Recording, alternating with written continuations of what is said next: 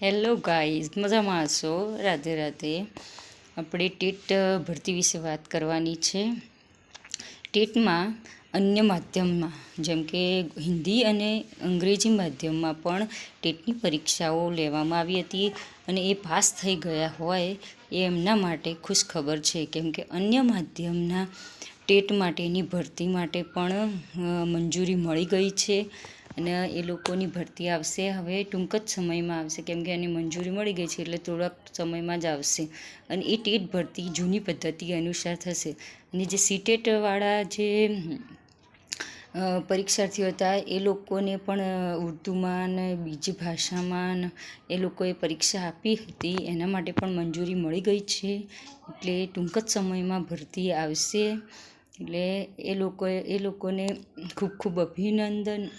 Thank you for watching video.